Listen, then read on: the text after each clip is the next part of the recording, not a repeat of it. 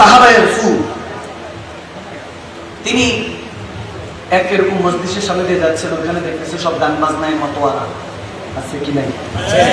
দেশে আছে না? আছে না? দেশের মধ্যে আছে, গান গাচ্ছে, হুলস্থুল ব্যান্ড প্যাকেজ করছে, ওই জামানায় যেটা করার ওটা করছে। যখন গান গাচ্ছে হঠাৎ করে লক্ষ্য করলেন, ইস্তেগফার করে যখন চলে যাচ্ছেন হঠাৎ লক্ষ্য করলেন যে একজন যুবক সুরিলা কণ্ঠে গাচ্ছে, এমন সুন্দর করে গান গাচ্ছে। তিনি হঠাৎ করে বলে উঠলেন, কাশ ये अगर कुरान तिलावत करता। सुभानाल्लाह। तो आस्ते केन जोरे बोलेन, আর মহব্বতের আওয়াজে বলেন। যদি কোরআন তেলাওয়াত করতো কত সুন্দর লাগতো। তার নাম ছিল জাজান। কি নাম ছিল? জাজান। হাদিসে এসেছে যে তিনি এমন ভাবে বলছেন যে এই ছেলেটা যদি সুন্দর কোরআন তেলাওয়াত করতো কত সুন্দর লাগতো। তো তিনি চলে গেলেন, কেউ একজন তাকে বললো, এ জাজান, তুমি কি জানো আব্দুল ইবনে মাসউদ তোমার জন্য এই দোয়া করেছে, বলছে যদি কোরআন তেলাওয়াত করতে কত সুন্দর লাগতো। সে যুবকটা চোখের পানি ছেড়ে দিল, চোখের পানি ছেড়ে দিয়ে বলতেছে, কি বলেন আব্দুল ইবনে মাসউদ এত বড় সাহাবা আমার নামে এই কথা বলেছে? বলে কোথায়? বলে ওই জায়গায় আছে, ওই গলিতে আছে, অমুক ঘরে। দৌড়ায় গেলেন আব্দুল ইবনে মাসউদ, তেনাকে দেখে বলছে, কি চাই? যুবক বলে, হুজুর কলমা পড়ার জন্য এসেছি। আর জোরে পড়েন না সুবহানাল্লাহ। বলে গানের জগৎ ছেড়ে, দুনিয়াবি জগৎ ছেড়ে আল্লাহর পথে, নবীর পথে আসতে চাই। সুবহানাল্লাহ বলেন। কলমা পড়ে মুসলমান হয়ে গেল। সুবহানাল্লাহ। হেদায়েতের মালিক কে? হেদায়েতের মালিক কে? এজন্য ফাহশা গান বাজনা এগুলো থেকে নিজেকে হেফাজত রাখার চেষ্টা করবেন। আমিন বলেন। আরো জোরে বলেন। আপনারা যদি মনোযোগে দিক করেন তাহলে আমি একটু শেষ করে দেবো। কি চলবে? আওয়াজ আসে না? চলবে? আরো জোরে বলতে হবে, চলবে?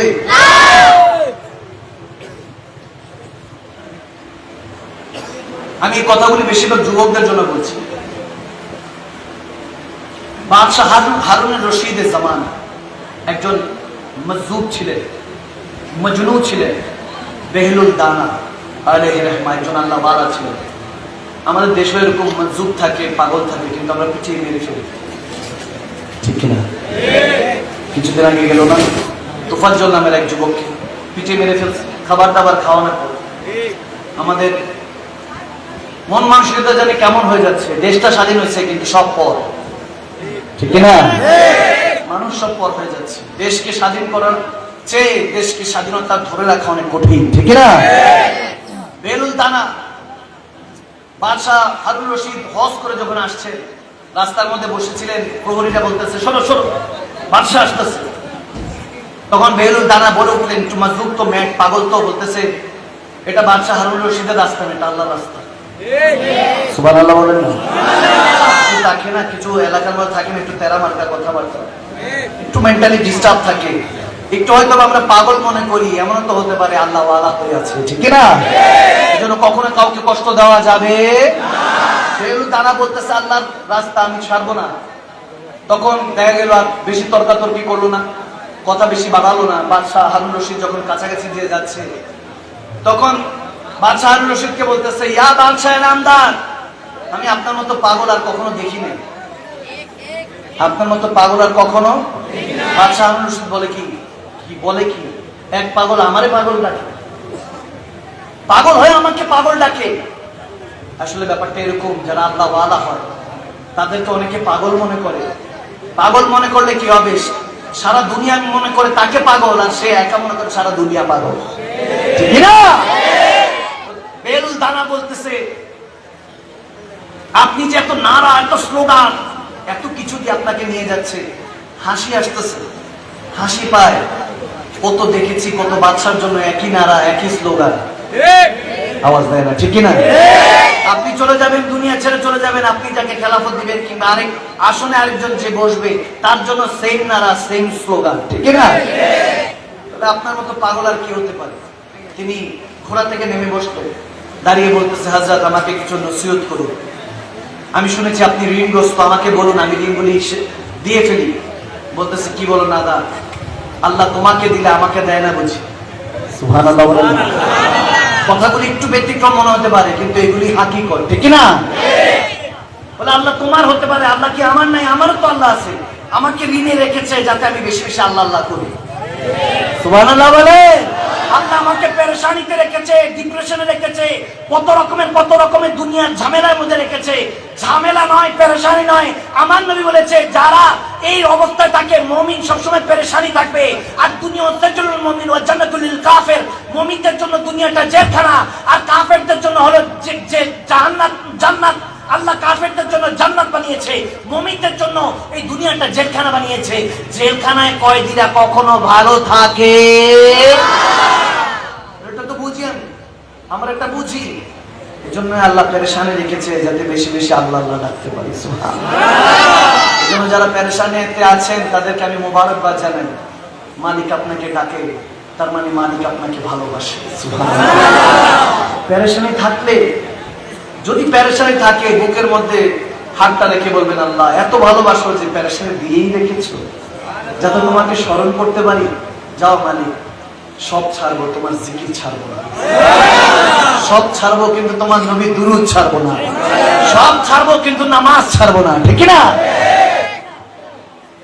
শুকরিয়া আদায় করতে শিখো। উনকে ইহা দের হ্যায় আন্ধের নেই, দেরি হতে পারে কিন্তু দিবেন ঠিকই। ঠিক না? ধৈর্য ধরে থাকুন না। কিছুর থেকে কিছু হইলে তো ডাক্তারের কাছে দৌড় মারে, কিছুর থেকে কিছু হইলে তো এমপির কাছে, মন্ত্রীর কাছে দৌড় দেয়, কিছুর থেকে কিছু হইলে বড় ভাইয়ের কাছে দৌড়। কেন? মসজিদে দৌড় লাগান না, যা সেজদায় পড়েন না। যে পরিবার, যে সমাজ আপনাকে বুঝতে চায় না, আপনাকে তিরস্কার করে, আপনাকে নিয়ে ঠাট্টা করে, আপনার পরিবার আপনার রক্ত হয়ে আপনার সাথে গাদ্দারি করে, সমস্যা নাই, কাউকে কোনো কিছু দুঃখ শোনাতে হবে না। জান্নাত মসজিদে 2 রাকাত নফল নামাজের নিয়ত করে সেজদায় গিয়ে সুবহান রাব্বিয়াল আলা পড়ে বলে দেন না সমস্ত কষ্টের কথা তার কাছে। ঠিক কিনা? ঠিক কিনা? আপনার কষ্টটা দূর করে দিবেন কে? আল্লাহ। তিনি যথেষ্ট, কিচ্ছু লাগবে না। ঈমান আনেন, অন্তরের মধ্যে ঈমানটা ঠিক রাখতে হবে। ঈমানটা ঠিক রাখবেন আর কোনো পেরেশান হবেন না। এরকমই দেহলুল দানা যখন এক নদীর পাড়ে বসে বসে ঘর বানাচ্ছে, তো বাদশাহ হারুন রশিদ আর তেনার স্ত্রী যখন যাচ্ছে, মালিকা জাহান তখনকার পুরা দুনিয়ার তখন মালিকা মহারানী যখন দেখছেন যে পাগল ঘর বানাচ্ছে, উনি দৌড়ে আসলেন, বলেন কি করছেন আপনি? বলে জান্নাতের ঘর বানাচ্ছে। আস্তে আস্তে সুবহানাল্লাহ জোরে বলবেন না? সুবহানাল্লাহ। কিসের ঘর বানাচ্ছে? আওয়াজ দিয়ে বলেন কিসের? জান্নাতের। এই যে এখন যেটা অপরচুনিটি পাচ্ছেন, এটাই আপনার জন্য আখিরাত। এরপর আর কোনো অপরচুনিটি আপনার জন্য অপেক্ষা নাও করতে পারে। আগামীকাল সমস্ত অপরচুনিটি শেষ হয়ে মালাকুল মউত চলে আসতে পারে। ঠিক না? এই জন্য খুবই কনসেন্ট্রেট। যখন বলছে জান্নাতের ঘর বানাচ্ছি, তখন ওই মহারানী মালিকা জাহান তিনি বললেন যে হুজুর, বেহলুল দানার কাছে আলাইহিস ওই মাজুব আল্লাহর ওলির কাছে বলছে, হুজুর আমার কাছে কি একটা ঘর বিক্রি করবে? বলে হ্যাঁ। কতটা? দাম কত? How much? দাম কত? বলে দাম হলো 10 দিরহাম। কত? আওয়াজ দেন। কত? আরো জোরে। এটা মনে রাখবেন। কয় দিরহাম? যখন 10 দিরহাম বললেন, দিলেন 10 দিরহাম দিলেন। বাদশাহ হারুন রশিদ বলতেছে কি কিনো এগুলো? 10 দিরহামে জান্নাতে ঘর, এটা কি সম্ভব নাকি? ভাবতে হবে। মানে আমি কিনবো। এখন যত রকম বাদশাহ রানী যাই হোক, স্বামী স্ত্রী, ঠিক না?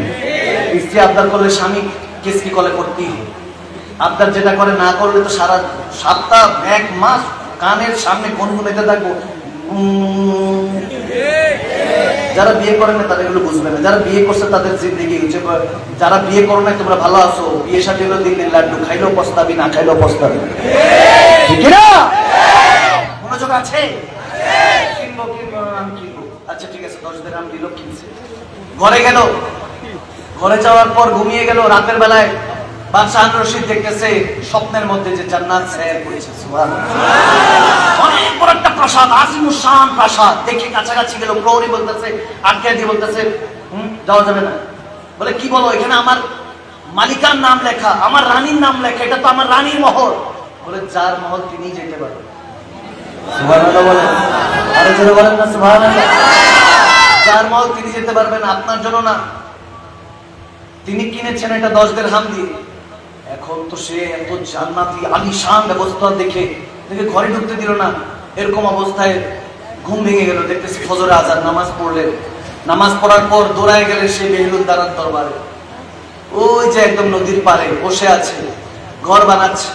কি বানাচ্ছে? ঘরটা কিসের? আওয়াজ দেন। কোন জায়গা? জান্নাতের ঘর বিক্রি করছে। পাগল তো মাজুব আল্লাহ ওয়ালা। অনেকের কাছে এটা কিচ্ছা কাহিনী মনে হতে পারে, পুরো কোরআন শরীফ খুঁজে দেখেন, সব কিচ্ছা কাহিনী গল্প দিয়ে ভরা, ঠিক না? নবী রাসূল, আসহাবে কাফ, আসহাবে সুফা, কত নবী রাসূলদের ঘটনা, কিচ্ছা কাহিনী না। কারামাত আউলিয়া হাক্কুন, ওলি আল্লাহদের কারামত সত্য। আপনি তো মন লাগান না, এই জন্য বুঝবেন না। মন লাগালে ঠিকই বুঝবেন, ঠিক না? যেমন বাদশাহ হারুন রশিদ মনে করেছে কি না কি জান্নাতের ঘর। যখন দেখেছে, প্র্যাকটিক্যাল দেখেছে, দৌড়ায় গেছে, গিয়ে বলে হুজুর ঘর বিক্রি করছেন? বলে হ্যাঁ। কিসের ঘর? যাবেন? জান্নাতে। হুজুর কিনবো, এই যে 10 দিরহাম। তখন বেহুল দানা বলতেছে 10 দিরহামে কাজ হবে না, আরো লাগবে। বলে কত লাগবে? তোমার অর্ধ শাসক, পুরো দুনিয়ার অর্ধেকটা লাগবে। সুবহানাল্লাহ। কি বলেন হুজুর? গতকালকে 10 দিরহাম ছিল, আমার মালিকায় জাহান আমার স্ত্রী কিনে নিয়ে গিয়েছে, এখন 10 দিরহামের এই জান্নাতের এই ঘর আপনি পুরো দুনিয়া, পুরো কুল কায়নাত, এই যে পুরো পৃথিবীর অর্ধেকটা চাচ্ছেন, পুরো দুনিয়ার অর্ধেকটা চাচ্ছেন, এটা কিভাবে সম্ভব? বলে কালকে না দেখে কিনে গিয়েছে, তুমি তো আজকে দেখেই এসেছো, ঠিক না? বলে গতকালকে তোমার রানী না দেখে কিনে নিয়েছে, এই জন্য তার জন্য 10 দিরহাম ছিল, তুমি তো দেখে এসেছো, এই জন্য তোমার জন্য কুল কায়নাতের এই দুনিয়ার অর্ধেকটা দিতে হবে। বলে হুজুর দিতে রাজি আছি, তারপরও দেন। বলে এখন আমি বিক্রি করবো না, শাটার ডাউন হয়ে গিয়েছে, এখন তোমার রাজত্ব পুরাটাই লাগবে। এই জন্য বলছি, today's gift, past is history, future is mystery. Today's gift, অতীত ইতিহাস ভবিষ্যৎ আপনার জন্য রহস্য, বর্তমানটা হলো তোহফা, গিফট, ঠিক না? অতীত কিছুই জানেন না, সব ইতিহাস। ভবিষ্যৎ কিছুই জানা নেই, সব রহস্য। কিন্তু বর্তমানটা তো জানা আছে, এটাই গিফট, এটাই আপনার জন্য তোহফা, পুরস্কার। আজকে আপনায় নেন, আজকে আপন করে নেন, টুডে কে আপন করে নেন। আপনি যখন আজকে আপনায় নিবেন, দেখবেন ভবিষ্যৎ আখিরাতটা আপনার বেহেশতের নসিব করে দিবেন কে? আওয়াজ দেন, কে? হেদায়েতের পথে আল্লাহ কবুল করবেন। এই জন্য আজকে পরিবর্তন করুন। কাল শুধু মৃত্যু ছাড়ার কিছু নয়। আর অতীত যে ছেড়ে আসছেন, ওটা আপনি বলতে পারবেন না কি রেখে আসছেন। আল্লাহ তাবারক ওয়া তাআলা আমাদেরকে ইহদিনাস সিরাতাল মুস্তাকিম, সহজ সরল সঠিক পথে চলার মতো তৌফিক দান করুন। আমিন বলেন, আমিন বলেন। আমাদের প্যারা নবীর সাদাকায় চলার মতো, প্যারা নবীর কদম মোবারকে ওই ধুলিকণা নিয়ে চলার মতো তৌফিক দান করুক। আমিন বলেন। আপনাদের মনে কষ্ট হচ্ছে, হুজুর 1টা বেজে গেছে, বাদ দেন। আজকে একজন আওয়াজ করতেছে, সবাই আওয়াজ করতেছে না, চলবে চলবে। তাহলে লাস্ট মেসেজ আপনাদের জন্য, একটা লাস্ট হাদিস। মাহমুদ গজনবী আলাইহির রহমা, সুলতান, হিন্দুস্তানের একজন বাদশাহ ছিলেন। তেনার মধ্যে সবসময় একটা প্রশ্ন কাজ করতো যে সবুগুদ্দিন, তেনার বাবার নাম ছিল, যে সবুগুদ্দিনের ছেলে কি আমি? তারপর আরেকটা 3টা প্রশ্ন কাজ করতো। আমাদের মনের মধ্যে এরকম অনেক প্রশ্ন কাজ করে না? করে কিনা? সবুগুদ্দিনের ছেলে কি আমি? দ্বিতীয়ত হলো যে উলামায়ে কেরামরে ওয়ারাসাতুল আম্বিয়া বলে, নবী রাসূলদের ওয়ারিস আলেমরা, ঠিক সত্য নাকি এমনি নিজের ফায়দার জন্য? আর থার্ড ওয়ান, কিয়ামত কি সংঘটিত হবে? কিয়ামত কি সত্যি সংঘটিত হবে কিনা? এই 3টা প্রশ্ন তেনার কাছে আসে, উত্তরটা জেনে যায়। কিন্তু তেনার ভিতরে সবসময় খেয়ে যেত যে সত্যি সত্যি আমি সবুগুদ্দিনের ছেলে কিনা, আলেমরা ওয়ারাসাতুল আম্বিয়া কিনা, থার্ড ওয়ান কিয়ামত হবে কিনা।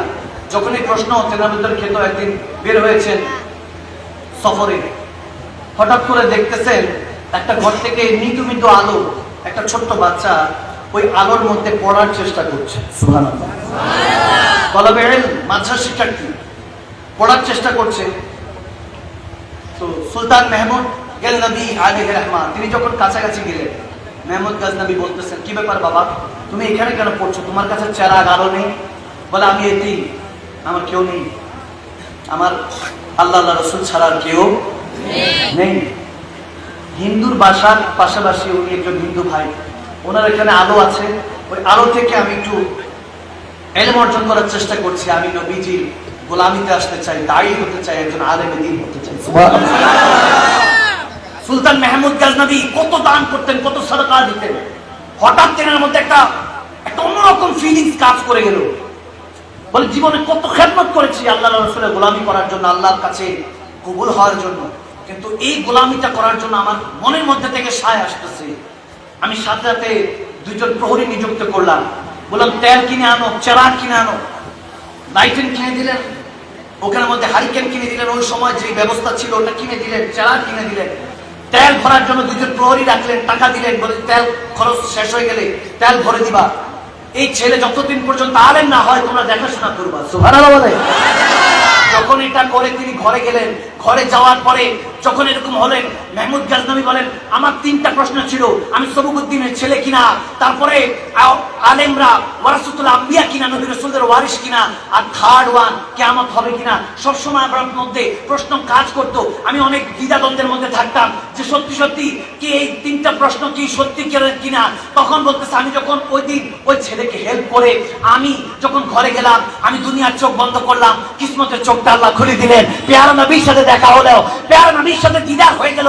নবীজি আমাকে এক প্রশ্নের উত্তর, 3টা প্রশ্নের উত্তর একটা উত্তরে আমার মধ্যে জানিয়ে দিলেন, 3টা কোশ্চেন একটা অ্যানসারের মধ্যে জানিয়ে দিলেন। নবীজি বলতেছেন এ সুবুকুদ্দিনের ছেলে, আজকে আমার ওয়ারিসের খেদমত করেছিস, কাল কিয়ামতের ময়দানে আমি সুপারিশ করে তোকে জান্নাতে নিয়ে যাব।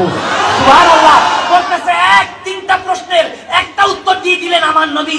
এজন্য শেষ আগাজ করতে চাই, ওই কথাটাই বলতে চাই, সর্বদা একটা কথার মধ্যে ফিদা থাকবেন, सारे नामों से किनारा कीजिए, या रसूल अल्लाह या हबीब अल्लाह पुकारा कीजिए, और कहता फिरता है चांद आसमानों पे आज भी, या रसूल अल्लाह एक बार और उंगली का इशारा कीजिए। ठीक है, সে নবীর হয়ে যান, আল্লাহ আপনার হয়ে যাবে। আমিন বলেন, আমিন বলেন। আল্লাহ আজকের এই মেহফিলকে কবুল করে না। আমিন বলেন, আমিন বলেন। গতকালকে একটা হাদিস বলেছি, হাদিসটা দিয়ে শেষ করতে চাই, বারবার শেষ করতে চাই, তারপরে কামলিওয়ালা নবীর মনে হয় ভিতর থেকে আওয়াজ দেয় আর একটু চলুক না। আর সেখানে মুস্তাফারা তো শুনতেছে মন দিয়ে, এখান থেকে কত যুবক পরিবর্তন তো হয়ে যেতে পারে, ঠিক না? চিন্তা করতে পারেন মিলাদুন নবী করছি, আমার নবী কি আমার কাছে আসবে? আমি গুনাহগার সিয়াকার, কোথা থেকে আসবে? হ্যাঁ, আমার নবী আসতে পারে। বাগদাদের সরজমিনে গৌস পাকের জামানায় আব্দুল কাদের জিলানী ওলিকুল সম্রাট, তেনার জামানায় একটা মসজিদ সাজানো হলো, এরকম মেহফিল সাজানো হলো, আলেমে দ্বীনরা খেতাবাত করছেন। হঠাৎ করে এক মা তার মেয়েকে নিয়ে পৌঁছে গেল যে ওলামায়ে কেরামদের ওয়াজ শুনবো। মা তার মেয়েকে নিয়ে যখন পৌঁছে গিয়েছে, তখন প্রহরী আটকে দিল যে ভিতরে যাওয়া যাবে না। ইনভাইটেশন কার্ড হ্যাঁ আপকে পাস? বলে নেই। হ্যাঁ, আমার কাছে তো নাই, আমি কিভাবে যাব? বলে ইনভাইটেশন কার্ড ছাড়া একটা কার্ড লাগবে ভিতরে যাওয়ার জন্য, প্রাসাদে যাওয়ার জন্য, সাধারণরা যেতে পারে না। এখন গরিব ছিল মাটা, মেয়েটাকে নিয়ে এসেছে, আমার নবীর শান শুনবে, আলোচনা শুনবে। যদি এই শানগুলি আলোচনা শুনে যদি হেদায়েত হয়ে যায়, দিলটা বাতিনটা যদি পরিবর্তন হয়ে যায়, জাহেরের সাথে সাথে বাতিনটাও পরিবর্তন হয়ে যায়, তখন সে চিন্তা করছে কি করবে। যখন ঢুকতে দিচ্ছে না, তখন মাটা বলতেছে সমস্যা নাই, মেয়েকে বলতেছে যে মাগো টেনশন করিস না, আমার নবী শুধু প্রাসাদে আসে না, ডাকার মতো ডাকতে পারলে খড়কুটার মতো আমার রাহমাতুল আলামিন আসতে পারি, আমার আল্লাহ সেই ক্ষমতা দিয়েছেন। যখন চলে গিয়েছে ঘরের মধ্যে যাওয়ার পর সারা রাত মা কোরআন তেলাওয়াত করে, হাদিসে পাকের কথা শোনায়, আর মেয়েটা নাতে রাসূল পড়ে, জিকরুল্লাহ করে। এরকমই কাসিদা পড়তে পড়তে মা মেয়ে সারা রাত কাটিয়ে দিল। ফজর আজান পড়লো, যখন ফজর আজান পড়লো, মাটা ডাক দিয়ে বলে যাও ওযুর পানির ব্যবস্থা করো। যখন মেয়েটা বাইরে গেল, একটা চিৎকার দিয়ে ঘরে চলে আসলো, এসে বলতেছে মাগো কে জানি আমার ঘর, আমাদের এই কুড়ে ঘরটার মধ্যে চুমু খাচ্ছে, নুরানি চেহারা, উঁচি নজরে নিচি নজরে সবকি খবরে, वो दिखा के पवन, वो सुना के सुनन, वो तुम ले गया मेरा तन मन धन। বলতেছে এমন একজন শখস ওয়ালা এসেছে, আল্লাহ ওয়ালা এসেছে, কে জানি আমাদের এই কাঁচা ঘরকে চুমু খাচ্ছে। মাগো জানি না। মাটা ধরে আসলো, এসে দেখতেছে সৈয়দনা আব্দুল কাদের জিলানী, সৈয়দনা গৌসে পাক ওই ঘরকে চুমু খাচ্ছে। যখন ঘরকে চুমু খাচ্ছে, মাটা বলতেছে, ইয়া সরকার, ইয়া গৌসে পাক, আপনি আওলাদ রাসূল, অলিকুল সম্রাট, আমারই ঘরকে চুমু খাচ্ছেন। তখন গৌসে পাক ডাক দিয়ে বলে, নাদান মহিলা, তোর ঘরকে চুমু খাচ্ছি না, একটু আগে যখন জিকরুল্লাহ আমার নবী জিকরে মুস্তাফার মধ্যে ফিরা ছিলি, আমার রাহমাতুল আলামিন তোদেরকে দেখার জন্য চলে আসছে, দেখার জন্য চলে আসছে। এমনও হতে পারে সৈয়দপুর বাসী আজকে আমরা জিকির করছি, নাতে রাসূল পড়ছি, আমরা দয়াল নবীর জিকির তারানা আলাপছি, এমনও হতে পারে নবীজি এখানে কোন সূরত হাজির হয়ে যেতে পারে, আমাদেরকে দেখতে পারে। এই ক্ষমতা আল্লাহ দিয়েছেন। আমার আল্লাহ চাইলে কেউ ঠেকাতে পারবেন না। নবীজি যখন চুমু খেয়েছেন, সাইয়েদনা গৌসে পাক বলতেছে, আমি ওই ঘরকে চুমু খাচ্ছি, তোর কোন ঘরকে চুমু খাচ্ছি না, যেখানে আমার নবী এসেছেন। আরে ওদিন তখন মার মেয়ে গৌসে পাকের কদম ধরে বলতেছে, আপনার কদমে লাখো সালাম, আর সেই প্যার নবীর কদমে লাখো কোটি সালাম। হয়তোবা সেদিন ওই মা তার মেয়েটা একসাথে বলছিল, ये नाज ये अंदाज हमारे नहीं होते, अगर झोली में टुकड़े मुस्तफा तुम्हारे नहीं होते, मिलती हुजूर आपके दर से भी इस मंगतों के यहाँ गुजारे नहीं होते। ওই দিন হয়তোবা আশিক রাসূলরা এভাবেই বলছিলেন, নবী না হয়ে এই দুনিয়ায় না হয়েছি ফেরেশতা খোদার, হয়েছি গো নবী উম্মত আপনার, তার তোরে শুকর হাজার বার। সুবহানাল্লাহ, আল্লাহ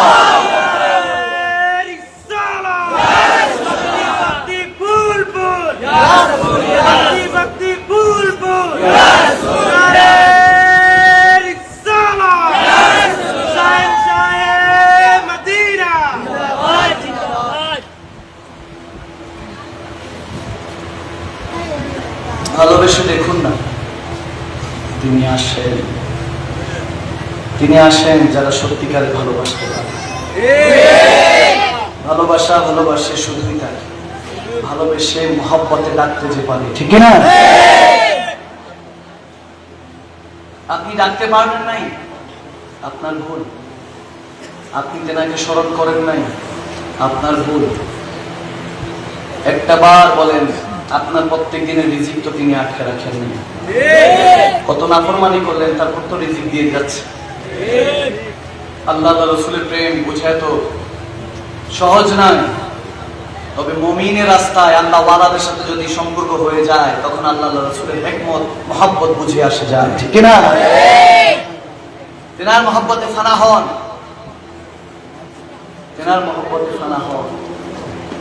তখন দেখবেন এক আশিক হয়ে যখন আরেক আশিককে দেখবেন, তখন ঠিকই চোখ দিয়ে টলমল করে পানি বের হতে থাকবে, ঠিক না? মিলতে বিরোধে তে বিছড়ে বিরোধে, রোদে দূরে তেরা। যখন এক আশিক আরেক আশিককে দেখে, দেখাও সাজাতে কান্না করে, বোঝা গেল যে দূর হলে কান্না আসে, কিন্তু দেখাও সাজাতে কেন কান্না আসে? কারণ আমার নবী বলেন, যখন এক আশিক আরেক আশিককে দেখে, আল্লাহ ওয়ালা হয়ে আল্লাহ ওয়ালাকে দেখে, তখন আল্লাহর কথা, নবীর কথা মনে পড়ে। সুবহানাল্লাহ। তখনই শায়েরার মতো ওইভাবে বলে, মিলতে বিরোধে তে বিছড়ে বিরোধে, রোদে দূরে তেরা। जी कर दे तनु सामने बिठा गे, दर्द पुराने छेड़ा। মন চায় মনে সামনে বসিয়ে, ওগো নবী, ওগো মুর্শিদ, মন চায় আপনাকে সামনে বসিয়ে ভিতরের সমস্ত কষ্টগুলি বলতে থাকি। সুবহানাল্লাহ। जी कर दे तनु सामने बिठा गे, दर्द पुराने छेड़ा। मिलते बिरोदे फिर बिछड़ बिरोदे, रोदे तुरे तेरा।